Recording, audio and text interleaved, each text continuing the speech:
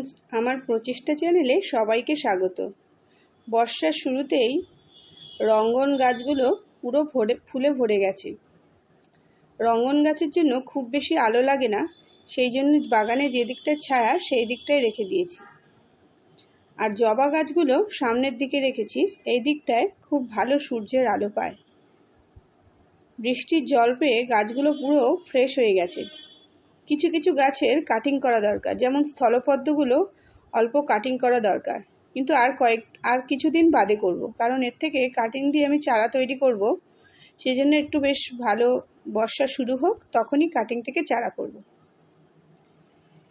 সাদা আর লাল রঙের রঙ্গনটা একদম ফুলে ভরে গেছে। আর এই যে গাছটা, এটা হচ্ছে টেক্সাস গাছ। এটা আগেই আপনাদের বলেছি যে নার্সারি থেকে নিয়ে এসেছিলাম আমি তখন জানতামই না কখন ফুল হয়। তো ওনারা বলেছিলেন বৃষ্টি আসবে, মানে বৃষ্টি হওয়ার ঠিক পূর্বে এই গাছে ফুল আসে। তো সত্যিই তাই, দেখলাম যখনই বৃষ্টি হওয়ার সময় আসছে তো তখনই গাছগুলোতে কুঁড়ি আসছে। সত্যিই তাই কিনা জানি না, হয়তো কিছুদিন পর পর এর কুঁড়ি আসে। মোটামুটি 5 মাস মতো গাছটা আমার কাছে রয়েছে। এই চারবার না 3বার মতো ফুল দিল। তো গতবারে যত ফুল দিয়েছিল তার থেকে অনেক বেশি ফুল এবারে দিয়েছে। পুরো ফুলে ভরে আছে, কোনো জায়গায় গাছটায় খালি নেই, এত কুঁড়ি। আর এখানে কিছু রঙ্গন গাছ রেখেছিলাম, এই রঙ্গন না, বোগেনভেলিয়া রেখেছিলাম, যেগুলো আবার নতুন করে ফুল আসছে। কিন্তু এই বোগেনভেলিয়াগুলো এখন আমি প্রুনিং করব না, যেভাবে আছে সেভাবেই রেখে দেব।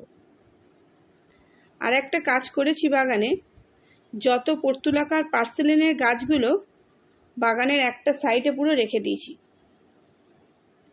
তাতে অনেক বেশি সুন্দর লাগছে, কারণ এই গাছে অনেক সময় মিলিবাগ হয়। তো ভাবলাম সবগুলো যদি এক জায়গায় থাকে তো অন্যান্য গাছে মিলিবাগটা কম অ্যাটাক করবে, সেই জন্য এক জায়গায় করে রেখেছি। আর এক জায়গায় রাখলে সব কটা কালার একসঙ্গে মানে যখন ফুটছে তখন দেখে আরো সুন্দর লাগছে। আর একটা কারণেও রেখেছি, যেহেতু এই কন্টেনারগুলোতে আমি এই গাছগুলো রেখেছি, এগুলো শীতের সময় ফুল দেবে না। তো আমি যখন শীতের আবার মাটি তৈরি করব তখন একসঙ্গে এই গাছগুলো এখান থেকে নামিয়ে নিলে এই জায়গাটা খালি হয়ে যাবে, আমার নতুন করে আবার জায়গাটা খালি করতে হবে না। সেই জন্য যে কটা গাছ আছে সব রেখে দিয়েছি। বর্ষা যখন শেষ হয়ে যাবে, ওই সেপ্টেম্বরের শেষের দিকের কাটিং থেকে সব কটা কালার 2-3টে পটে করে লাগিয়ে রেখে দেবো, যেখানে জল কম লাগে। আর এখানে সাইকাস গাছটার গোড়াতে সব রকম ফুল লাগিয়ে দিয়েছিলাম, তার সঙ্গে একটা কলিয়াস আর সবুজ রঙের এই পাতাবাহারের গাছটা। একসঙ্গে সব রকম কালার অ্যাড করে রাখলে গাছ মানে টবগুলো ফুলদানির মতো দেখায়। এইখানে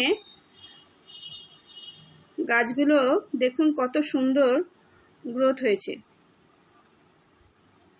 কিছু কিছু গাছ বর্ষার ফুল, কিন্তু ফুল দিচ্ছে না, তাতে অধৈর্য হলে হবে না, অপেক্ষা করতে হবে।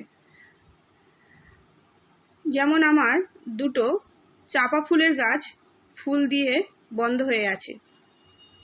তো গাছ করতে গেলে সবসময় ব্যস্ত হলে হয় না, ধৈর্য ধরে থাকতে হয়। আবার কিছু কিছু গাছ বাগানটা খুব সুন্দর ভরিয়ে রেখেছে।